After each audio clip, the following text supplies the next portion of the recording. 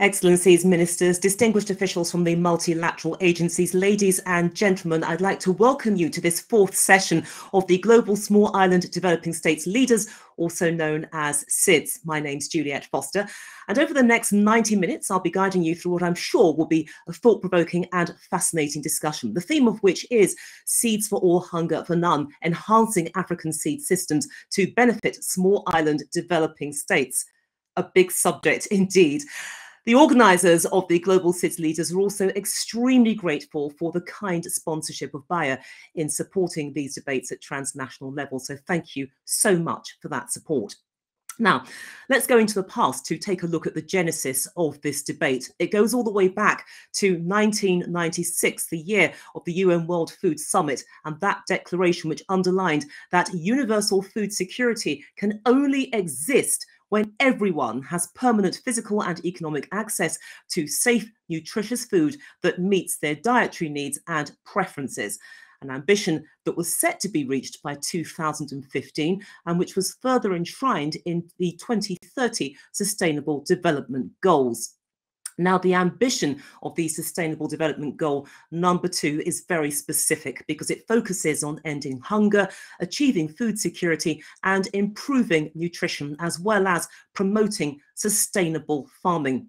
But whilst zero hunger is a universally accepted aspiration, it is fair to say that time is running out.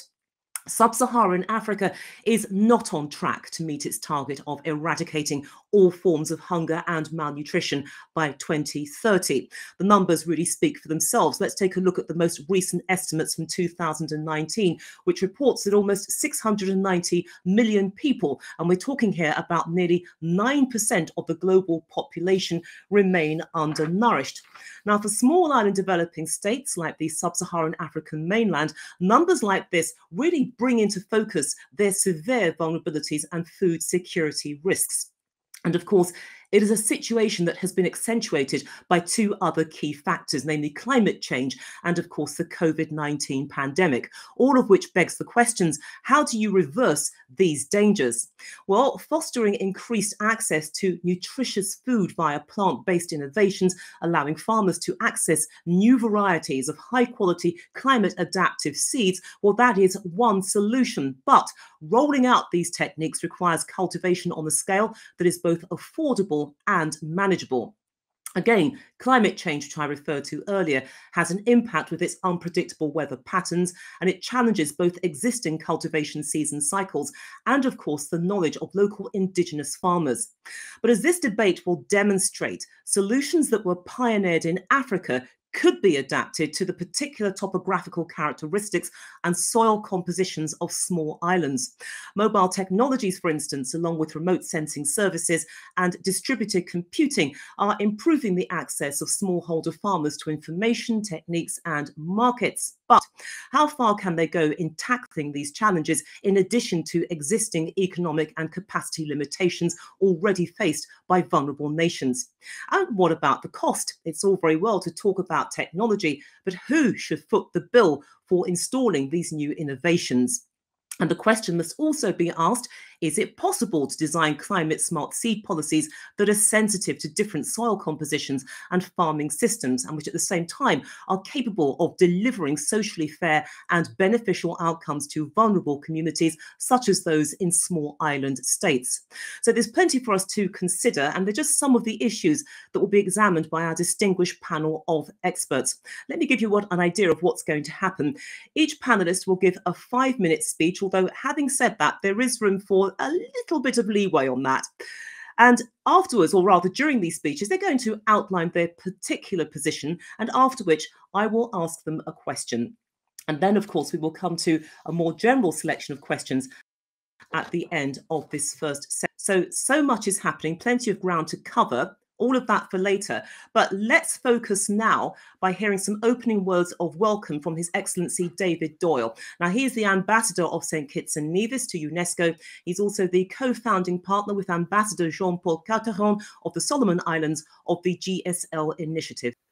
Thank you, Juliette. Excellencies, distinguished speakers, ladies and gentlemen, I welcome you to this Global SIDS Leaders event devoted to SIDS for All hunger for none, and perhaps importantly, its implications for small island developing states, known under the acronym of SIDS. Now, this is the fourth such event, bringing together leading experts from the UN family of organizations across the globe, multilateral and bilateral donors and countries, prominent research institutions, and of course, ministers from the small islands themselves to debate critical strategic issues of importance to the future sustainability of small island developing states. The genesis of this Global SIDS Leaders initiative was driven by the need in a very increasingly multipolar world to raise the profile of small island developing states on the international agenda.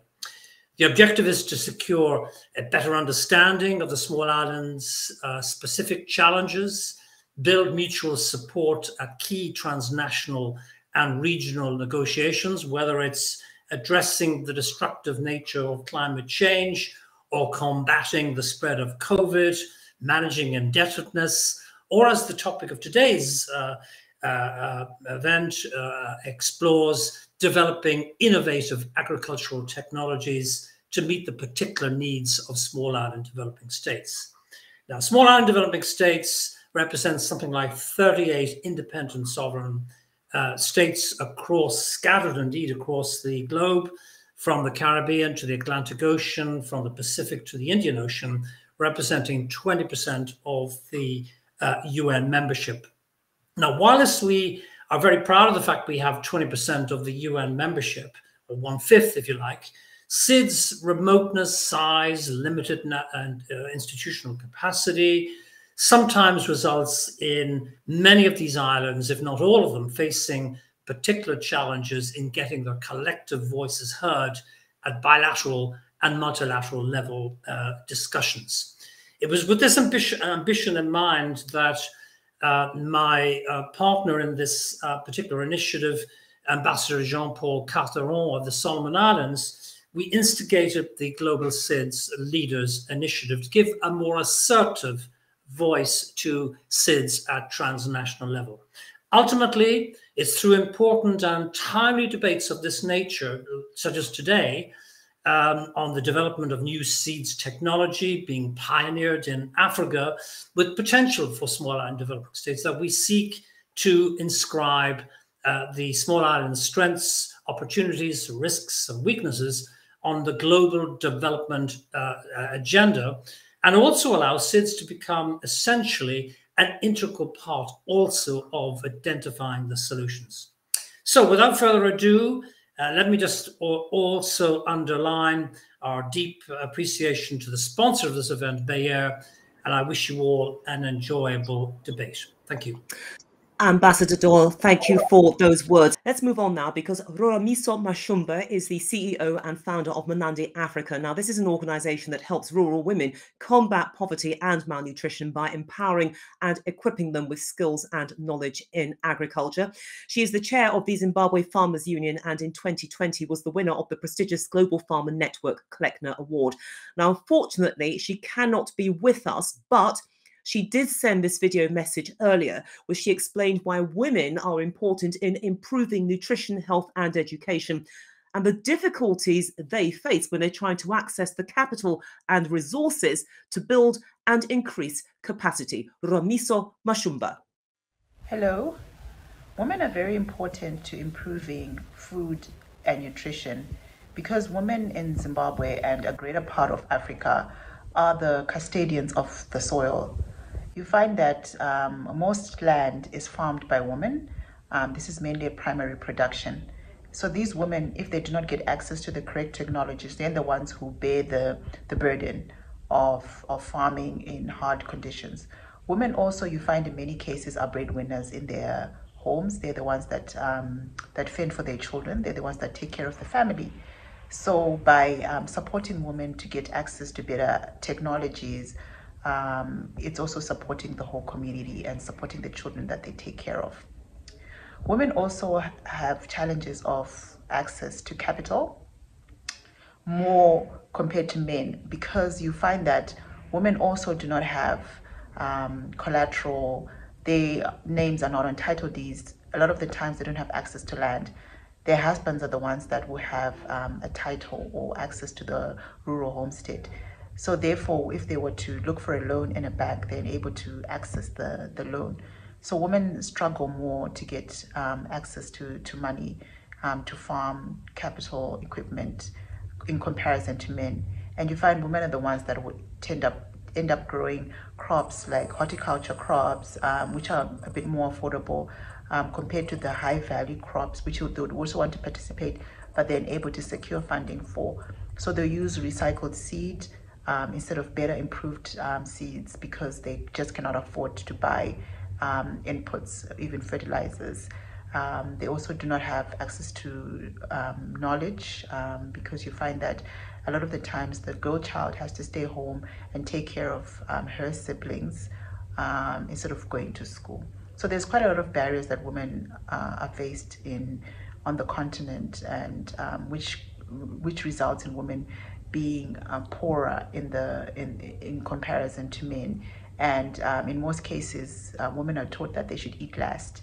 So in a home, when a woman cooks, if there's not enough food, she first serves her husband. After she serves her husband, she feeds the children. If there's anything left, then she eats.